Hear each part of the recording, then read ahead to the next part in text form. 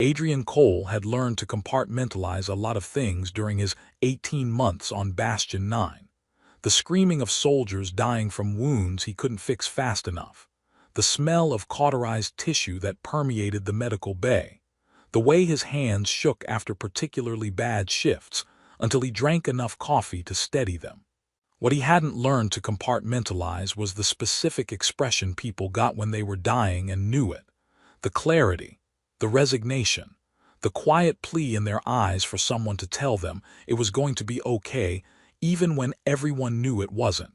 He'd seen that expression on his partner's face 3 years ago when the colony raid happened, and he'd been on Earth, too far away to help, able only to watch the recordings later and catalog all the ways he might have saved her if he'd been there. Now he made sure he was always there, always ready, always working, because being useful meant not thinking about the times he hadn't been. The medical bay on Bastion 9 was a joint facility, human equipment and protocols on one side, accommodations for allied species on the other, careful neutrality maintained. Because the station existed at the border between human space and Savari Ascendancy territory, where one wrong move could restart conflicts neither government wanted. Adrian had worked with plenty of non-human patients, Krell who needed their exoskeleton stabilized, Vendar who required triple oxygen concentrations, even the occasional Savari diplomatic aide who'd been injured in neutral territory and needed human medical intervention because they were closer than their own healers. He'd learned to navigate cultural sensitivities, to ask before touching, to understand that different species had different boundaries about what medical treatment meant. The Savari were particularly complicated. They were humanoid enough that basic anatomy translated reasonably well. Respiratory system, circulatory system, neural structure all roughly analogous to human norms with some significant differences. But their culture around medicine was intricate, rooted in spiritual beliefs about bodily purity and privacy that made treatment challenging. Their healers, more priests than physicians by human standards, operated under strict prohibitions about what could and couldn't be touched, seen, or discussed. Some conditions were considered too intimate for treatment, meant to be endured with spiritual fortitude or accepted as honorable pathways to death. Adrian found this perspective deeply frustrating from a medical standpoint, but respected it as cultural difference, treating the Savari patients who came to him with extra care about consent and modesty. He'd been running through routine inventory. Medical supplies depleted faster than requisitions could replace them, which was standard for frontier stations. When the alarm sounded, Priority Alpha, Medical Emergency, Savari Diplomatic Wing. The location alone was unusual. Diplomats had their own medical facilities with culturally appropriate healers. They only called human medics for specific situations. Conditions their own healers couldn't treat, injuries that occurred in neutral territory, or emergencies where human medicine offered advantages their spiritual healing practices couldn't match. Adrian grabbed his emergency kit and ran, his mind already cataloging possibilities. Combat injury, environmental exposure, allergic reaction to something in the station's non-Savari sections. He reached the diplomatic wing in under 2 minutes, was cleared through security by guards who looked simultaneously relieved and terrified to see him, and entered quarters that were elegant in ways human spaces never managed, all flowing fabrics and ambient lighting that shifted like living things. Ambassador El Sindra was on the floor. Adrian recognized her immediately. He'd seen her at station briefings, moving through corridors with the kind of graceful authority that came from decades in diplomatic service. She was Savari nobility, evident from the intricate jewelry decorating her elongated ears, the formal robes that marked her rank, the way even human commanders showed her respect. Now she was collapsed against a low platform that served as Savari furniture, her breathing shallow, her skin tone wrong in ways that suggested cardiovascular distress. 3 Savari attendants stood nearby, maintaining careful distance, and the terror in their expressions told Adrian everything he needed to know before they said a word. "What happened?" he asked, dropping beside Syndra and starting assessment, pulse rapid and thready, respirations labored, signs of shock setting in. The senior attendant, a male whose ear jewelry marked him as medical personnel, spoke in heavily accented English. "She collapsed 20 minutes ago, complained of severe pelvic pain, inability to stand. We called healers immediately. He stopped, seemed to struggle with the words. They examined her remotely and determined the condition is located in sacred regions. They cannot treat her. It is forbidden." Adrian pulled out his portable scanner, running it over Syndra's lower abdomen.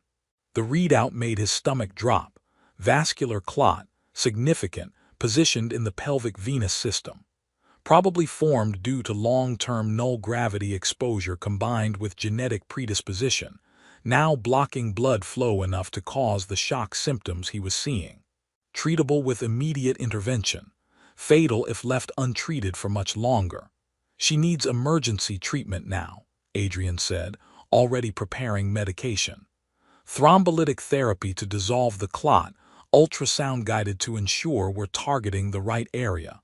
I'll need her moved to a proper medical bed, and—" "You cannot," the attendant interrupted, voice strained. "The location of the obstruction, it is in areas we do not speak of, do not touch, do not acknowledge except in most sacred contexts. For healer to treat this would violate every spiritual law. For anyone to see, to touch." He made a gesture Adrian didn't understand but clearly meant something profound. "Only life-bonded partners or those who have undergone decades of spiritual preparation may approach such places. She has no partner. She has no prepared healer. She is dying and we cannot help her." Adrian looked at the woman struggling to breathe, at the attendants who were bound by their culture from doing what needed to be done, at the scanner reading that showed time running out. He thought about his partner, about watching her die on a recording because he couldn't reach her, thought about every patient he'd lost because he wasn't fast enough or skilled enough or there enough. "I can help her," he said clearly. "I'm human. We don't have those restrictions. If the treatment requires touching or seeing areas your culture considers private, that's a medical necessity and I'm trained for it. Do I have your permission to proceed?" The attendants looked at each other, some rapid exchange in Savari that Adrian didn't catch. Finally, the senior medical attendant nodded, though his expression suggested he was agreeing to something terrible. "You have permission. But understand, what you do here will have consequences beyond medicine. In Savari culture, such intimate contact cannot be casual. It creates bonds, obligations. You will be," he struggled for the English word, "changed by this. As will she. Right now I'm concerned with keeping her alive," Adrian replied, because he'd process cultural complications later when his patient wasn't dying. "Help me move her to that platform and then please step outside. She deserves privacy for this." They moved her carefully, the attendants retreating immediately after, and Adrian found himself alone with Ambassador Syndra, who was conscious but fading. Her silver eyes, distinctive Savari feature, reflective and unsettling, focused on him with effort. "Human physician," she said, voice weak. "You understand what they told you, what this treatment means in my culture."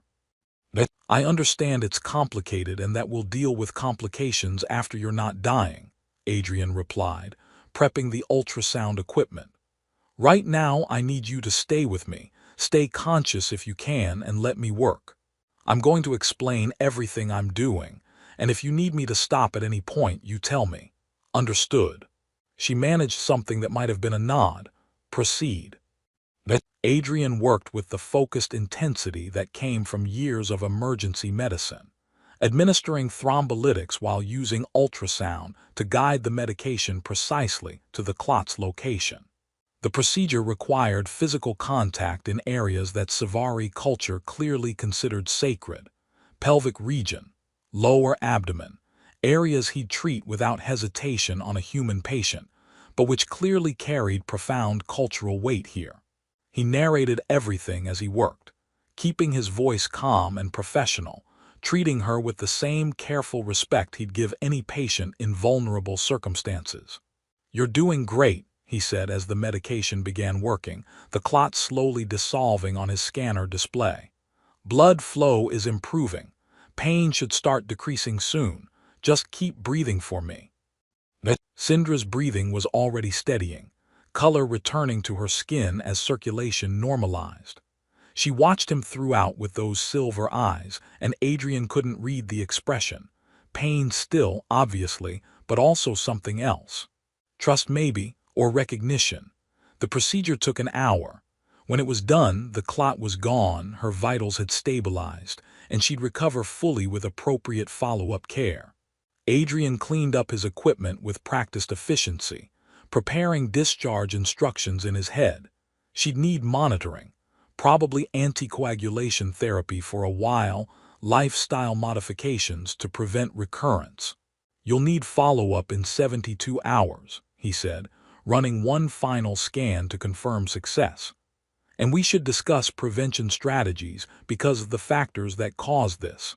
"You have seen me," Syndra interrupted, her voice stronger now but carrying weight he didn't understand.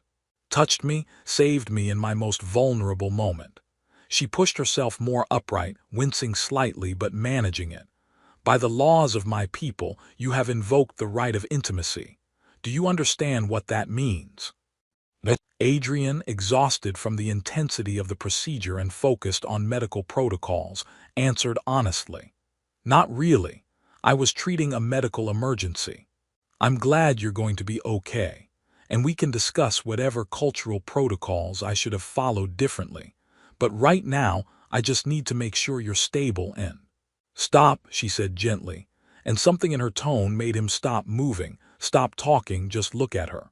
"In Savari culture, the areas you just treated, touched, saw, examined with your instruments, are considered so private, so sacred, that even speaking of them directly is taboo.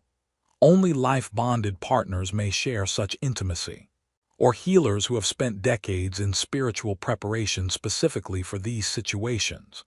You are neither, yet you touched me without hesitation, saw me without shame, trusted me with vulnerability I could not offer to anyone else." She took a careful breath. "By our most ancient laws, this creates the right of intimacy, an unbreakable bond. You become my consort, my protector, my partner in all things. Because such trust, once given and received, cannot be casual." Adrian stared at her, his tired brain trying to process this, trying to find the angle that made it make sense. That's not. I was treating a patient. I'm a doctor. This is what I do. You can't bind someone to a relationship through emergency medicine." "In my culture, we can," Syndra said, and her expression held resignation mixed with something that might have been fear. "And we do. The right exists precisely for these situations, to acknowledge that some forms of saving require intimacy so profound that it changes relationships fundamentally. You saved my life by seeing me in ways no one else has. By our law, you are bound to me now, and she stopped. "I am bound to you." The door opened. The attendants returned, no longer maintaining distance, and the way they looked at Adrian had changed, not hostile exactly, but wary, recognizing something that hadn't existed an hour ago. "The human has invoked the right," the senior attendant said in Savari, then translated for Adrian's benefit. "This must be reported to our government immediately. Ambassador Syndra, do you acknowledge the right was properly invoked?" Syndra looked at Adrian for a long moment, her silver eyes searching his face. Then quietly, "I acknowledge it. The human physician saved my life through intimacy that could only exist within sacred bonds. The right is invoked, witnessed, and binding." Adrian opened his mouth to argue, to explain that this was a medical procedure and not some kind of marriage ceremony, to point out that he'd just been doing his job. But the attendants were already moving, communicating rapidly, and through the quarters windows he could see activity increasing in the diplomatic wing, people moving with purpose, messages being transmitted. the specific kind of controlled chaos that meant something significant had just happened. He'd saved a life. Somehow, that had become a diplomatic incident, and judging by the way Ambassador Sindra was looking at him, with gratitude mixed with apology mixed with something that might have been hope, the complications were only beginning. The next 72 hours proved that diplomatic incident was a significant understatement.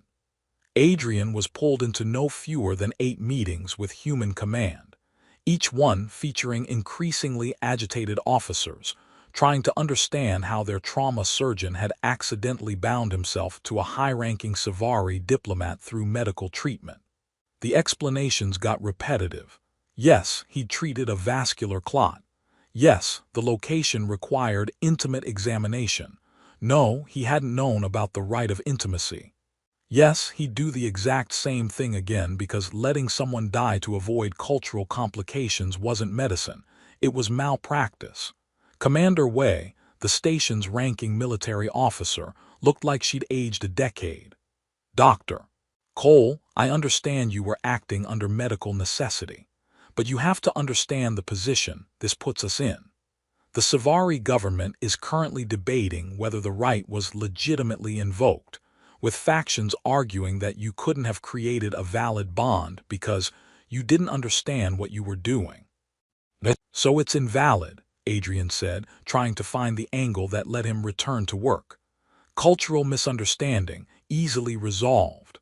Except Ambassador Sindra acknowledged the right publicly, declared it binding.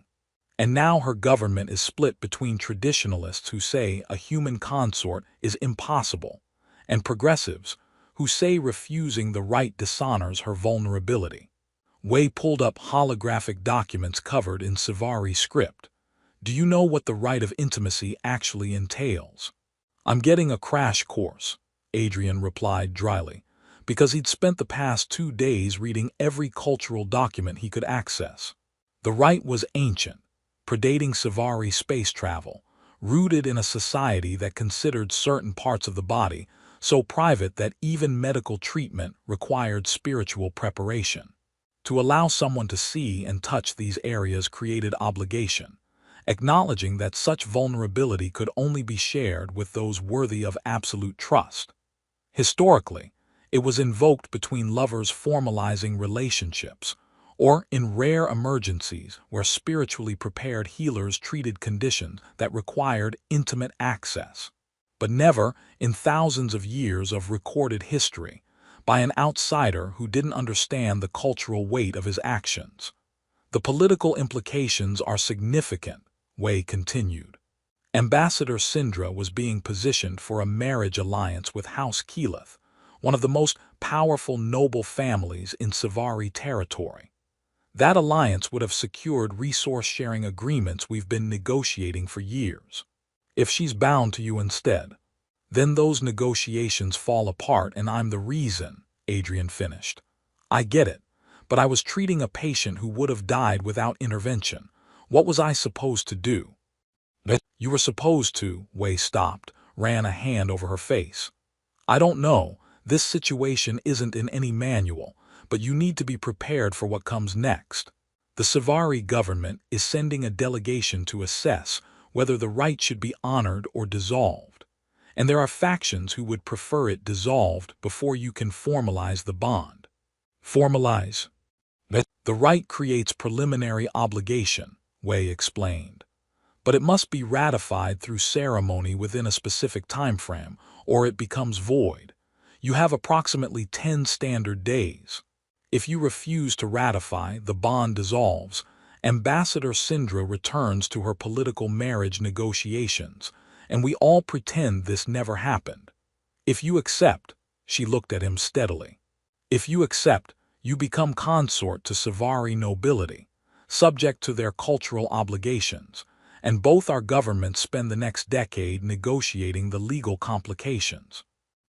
Adrian sat with that information, trying to process it. What does Sindra want?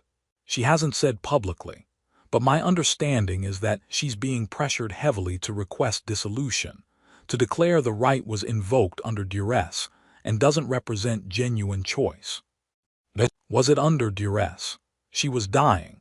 Maybe she felt like she had to accept because refusing would mean rejecting help. Maybe, Wei agreed, which is why you need to talk to her. Directly, privately, and figure out what both of you actually want before politics makes the decision for you. The meeting ended with Adrian being placed on medical leave, officially for rest, unofficially because command didn't want him treating patients while his political status was undefined. He was escorted back to his quarters by security who were theoretically there for protection, but felt more like guards, and spent several hours staring at the ceiling, trying to figure out how emergency medicine had become relationship negotiations. His communicator chimed. Message from Ambassador Sindra, requesting a private meeting in neutral territory. Adrian responded with agreement, partly because he needed answers, mostly because avoiding her felt cowardly. They met in one of the station's observation lounges. Large viewports showing the star field beyond, comfortable seating, designed for cross-species use. Empty at this hour because most personnel were on duty. Sindra arrived exactly on time, wearing simpler robes than her formal diplomatic garb but still elegant, her ear jewelry glinting in the ambient light. She looked healthier than when he'd last seen her, color fully returned, moving without the pain that had characterized her emergency. "Dr. Cole," she greeted formally, "thank you for meeting with me." "Call me Adrian," he said, because formality felt wrong after he'd literally saved her life through intimate medical treatment. "And you don't need to thank me. How are you feeling?" "Physically much improved. Your follow-up instructions have been helpful." She sat with characteristic sci-fi grace, posture perfect even in casual context. "Emotionally and politically, significantly more complicated." "Yeah, I'm getting that impression." Adrian sat across from her, maintaining respectful distance. "Your people are debating whether to honor the right or dissolve it. Among other things." Sindra's silver eyes met his directly. "I should explain what the right truly means beyond the political complications. In sci-fi culture, there are levels of relationship: professional, social, familial, and intimate. Intimate bonds are considered sacred because they require absolute vulnerability, absolute trust. When you treated me, you saw and touched parts of my body that only life-bonded partners ever access. That created intimacy that cannot be undone." "But I was doing my job," Adrian protested. "I'm a doctor. Treating patients requires seeing and touching things. That's not intimacy, that's medicine." "To you, perhaps. To my people, the distinction is irrelevant. Intent matters less than action. You trusted me enough to be vulnerable, and I trusted you enough to allow it. That trust is what creates the bond." She paused. "I want you to understand something important. I could have refused treatment, could have chosen to die rather than allow such intimacy with someone outside sacred bonds. Some sci-fi would have made that choice." "That's insane." "That is our culture." She said it without defensiveness, simply stating fact. "But I chose to live, chose to trust you when you knelt beside me and promised to help, and now I must face the consequences of that choice." Adrian studied her expression, trying to read what she wasn't saying. "Your government wants you to dissolve the right, to say it was invoked under duress." "Yes, was it?" Sindra was quiet for a long moment, her fingers unconsciously touching the jewelry on her ears. "I was dying. I accepted treatment because the alternative was death. Does that constitute duress?" She met his eyes. "But I also remember your voice, calm and steady, telling me you would keep me safe. Remember trusting you in that moment more completely than I have trusted anyone in my diplomatic career. The right may have been invoked by medical necessity, but the trust was real. And that is what I must decide, whether to honor that truth or prioritize political convenience." "What do you want?" Adrian asked. "Not what your government wants, not what's diplomatically easiest. What do you actually want?" The question seemed to surprise her. "No one has asked me that." "I'm asking now." She looked out the viewport at the stars, took a breath that seemed difficult. I want to believe that trust matters more than politics, that being saved by you, being seen and helped without judgment, was significant beyond its medical success.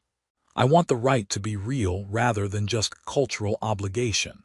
She turned back to him. But I will not force you to accept a bond you never intended to create. You saved my life out of professional duty.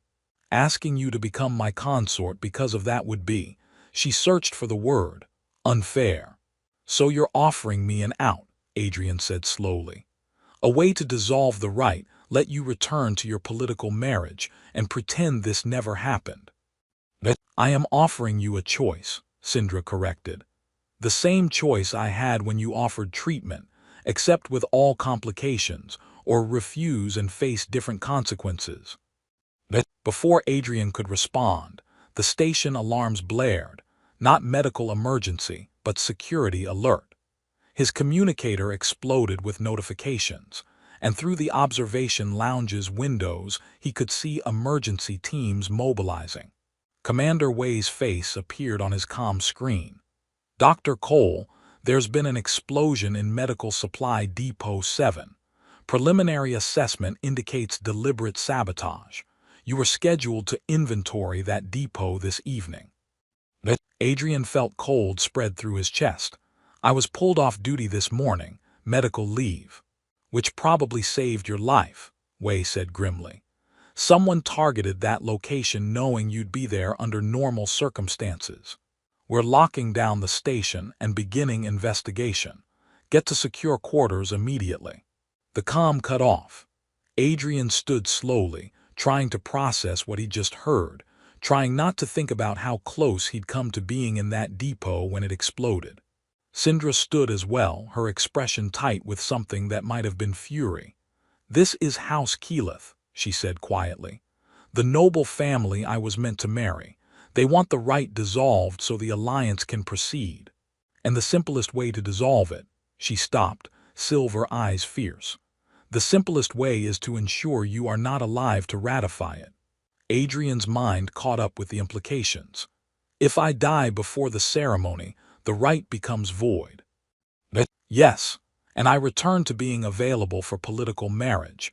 The resource agreements proceed, and everyone pretends a human medic wasn't murdered to preserve diplomatic convenience. Her voice carried controlled rage. This is unacceptable. Security arrived within minutes. Both human personnel and Savari guards assigned to protect Sindra, now apparently assigned to protect Adrian as well.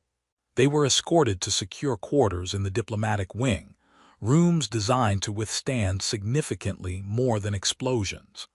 Commander Wei arrived shortly after with preliminary investigation reports. The device was sophisticated, she said, pulling up technical schematics. Shaped charge designed to look like equipment malfunction, timed for when Dr. Cole would normally be working. Whoever placed it had detailed knowledge of his schedule and station layout. She looked at Sindra. Ambassador, do you have information about who might be responsible? House Keyleth has significant resources and agents throughout this region, Sindra replied. But I cannot prove their involvement without evidence you likely cannot obtain. We're working on it, Wei said. In the meantime, Dr. Cole is under protective custody. He doesn't move without armed escort, doesn't return to public areas, and absolutely doesn't go anywhere near medical facilities until we've secured them. Commander, Sindra said carefully, I invoke diplomatic privilege to request Dr. Cole be placed under my personal protection. As one party to the right of intimacy, I have cultural authority to ensure his safety until ratification or dissolution is determined. Wei looked between them, clearly calculating political ramifications. That's highly irregular. So is attempting to murder a human physician to nullify sacred Savari law, Sindra replied. I will not allow Adrian to die because my people's politics value alliances over honor. The use of his first name wasn't lost on Adrian. Neither was the steel in her voice, the diplomat's mask cracking to show the person beneath who was genuinely furious that someone had tried to kill him. Wei must have heard it too because she nodded slowly. Approved. But you both stay in secure diplomatic quarters with full security detail until this is resolved. Understood. They agreed. Wei left to continue the investigation. And Adrian found himself in elegant Savari quarters that smelled like something floral he couldn't identify, with a woman he'd saved through emergency medicine, who was now apparently responsible for keeping him alive.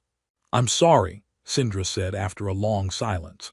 "You saved my life, and the gratitude of my people is assassination attempts and political chaos." "Not your fault," Adrian replied, sitting on furniture that was slightly wrong for human proportions but close enough.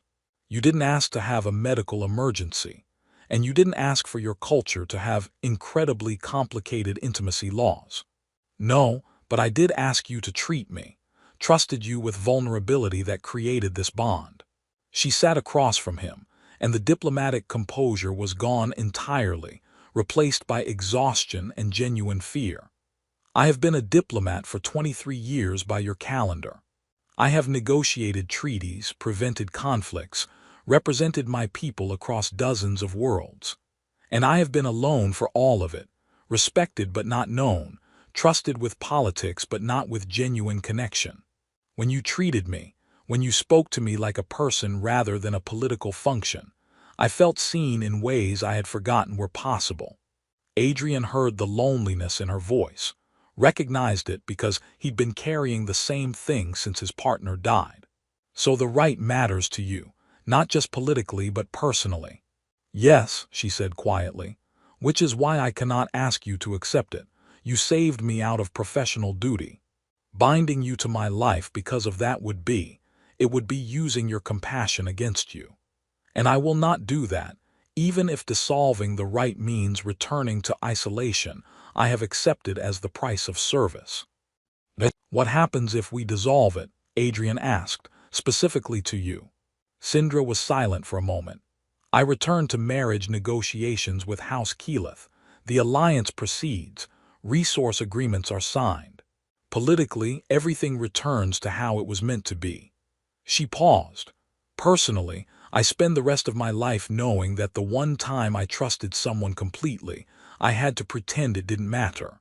And if we ratify it, then you become bound to Savari cultural obligations you do not understand. You will be expected to learn our customs, attend diplomatic functions, represent me in contexts where I cannot be present. You will be consort to someone whose political enemies will see you as target or leverage.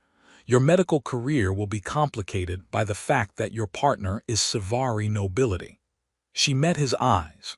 "Your life will never be simple again, Adrian. And I cannot promise that the bond we create will become something genuine rather than just political obligation we both endure." Adrian sat with that, thinking about the past 3 years. Thinking about how he'd been running from connection because his partner died and he couldn't save her. How he'd buried himself in work because patience left and didn't require ongoing emotional investment. How he'd perfected being alone because alone was safe, controllable, couldn't hurt him the way losing someone hurt. But Sindra, he'd learned her given name from the cultural documents, wasn't asking him to run. She was offering him an out, yes, but she was also being honest about what she wanted. And what she wanted was to honor the trust that had been created when he'd knelt beside her and promised to help, to not pretend that vulnerability hadn't mattered. "Can I tell you something?" Adrian said finally. 3 years ago, my partner was killed in a colony raid. I was on Earth, too far away to help. I watched the recordings later, and I counted all the ways I could have saved her if I'd been there faster, smarter, better. And I decided that if I couldn't save her, I'd save everyone else. Came to the frontier, worked every shift I could, made sure I was always there, always ready." Yell listened without interrupting.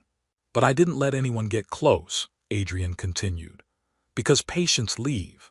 They get better and go home, or they die and you move to the next case. There's no ongoing obligation, no risk of failing someone you care about because you weren't enough. I've been alone because alone meant safe." He looked at her directly. "You're offering me an out from the right, a way to return to that safety, to go back to being alone with my work, and I could take it. Probably should take it, because you're right that I don't understand Savari culture, and this is way beyond anything I'm prepared for." "But," El prompted softly, "but you trusted me when you were dying. Let me see you in ways your culture considers sacred, because you believed I would help rather than harm. And now you're being politically destroyed because you had a medical emergency and I treated it." He shook his head. "Walking away from that, letting you face the consequences alone while I return to safe isolation, that feels wrong. Feels like I'm failing someone again because I chose safety over commitment." "You would accept the right," El said slowly, "even knowing the danger, the complications, the fact that we barely know each other outside of medical crisis." "I would accept it," Adrian confirmed, "because I'm tired of running from connection because it's risky. Because you asked me what I want, and what I want is to not let politics destroy something that started with trust. We can figure out the rest, the cultural stuff, the diplomatic obligations, whether this bond becomes something real or just something we endure together. But we can't figure any of that out if I walk away now." Yell stared at him, and something shifted in her expression. Walls coming down, hope emerging cautiously like something fragile that might break if acknowledged too directly. "You are certain, even after assassination attempts?" "Those are just making me stubborn," Adrian replied. "Nobody gets to murder me to preserve their political alliances. That's terrible motivation, but apparently it's mine now." She laughed, quiet, surprised, genuine. "You are very strange for a human physician. You're very calm about someone trying to kill your accidental consort, so I think we're even." The next 8 days were a careful dance of security protocols, political negotiations, and two people trying to actually know each other despite the circumstances trying to keep them apart. Yell taught Adrian about Savari customs, the significance of ear jewelry, the formal greetings that changed based on relationship status, the cultural weight of touch and privacy. Adrian taught Yell about human medicine, why he'd become a doctor, the specific kind of dark humor that got healthcare workers through terrible shifts. They found common ground in unexpected places. Both had chosen careers that required emotional distance. Both understood what it meant to be defined by function rather than personhood. Both were tired of being alone, even though they'd accepted it as necessary. The Savari delegation arrived on day 5. A mixture of traditionalists who wanted the right dissolved and progressives who saw it as proof that sacred law transcended species boundaries. House Keyleth sent representatives who argued that Adrian's medical treatment couldn't constitute genuine intimacy because he'd been acting under professional obligation. Yell responded by pointing out that the right required trust freely given, which she had offered, and you're motivated by stubbornness and spite toward people who tried to kill you. Also by not wanting you to be alone anymore, Adrian admitted. That seems important too. The ceremony took place in Bastion 9's diplomatic hall, witnessed by both governments and broadcast to Savari homeworld per their cultural requirements. Adrian wore formal clothes that Yell's attendants had provided, human-style suit modified with Savari elements, a compromise between cultures. Yell wore full ceremonial robes, her ear jewelry elaborate enough to mark this as significant occasion, her posture perfect despite Adrian knowing she was nervous. The ceremony itself was conducted by a Savari high priestess who'd arrived specifically for this purpose.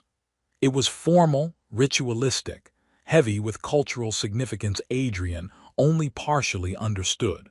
He spoke the ratification vows in carefully memorized Savari, promising to honor the trust Yell had placed in him and to stand beside her despite the complications. Yell responded with the traditional acceptance, claiming him as life partner and acknowledging that he had seen her vulnerability and chosen protection over judgment. Then came the part Yell had warned him about, the offering of status.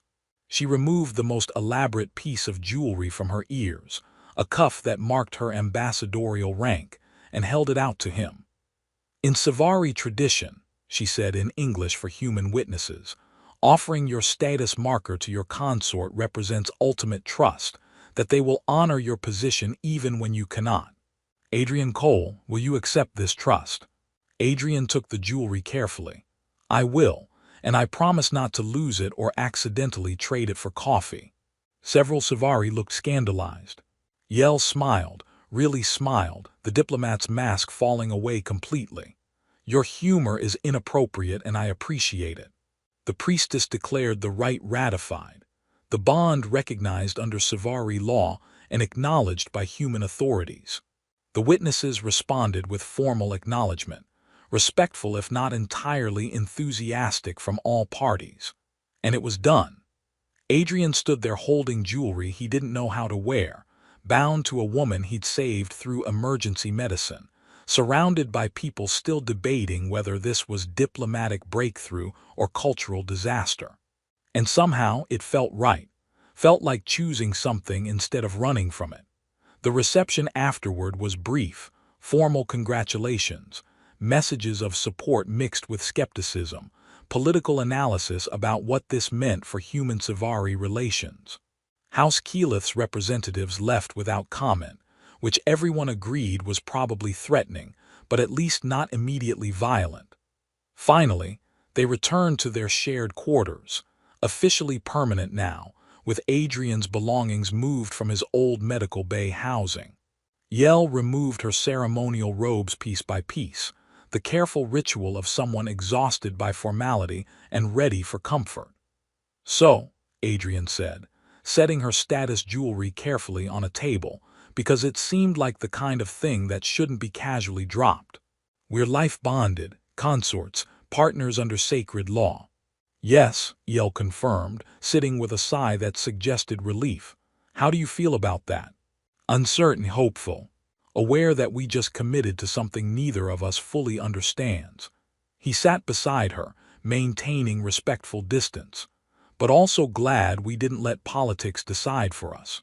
"As am I," Yell said quietly. Then, "I have a confession. When you treated me, when you touched me in ways no one else has, I was terrified. Not of dying, but of trusting someone completely and having them reject that trust.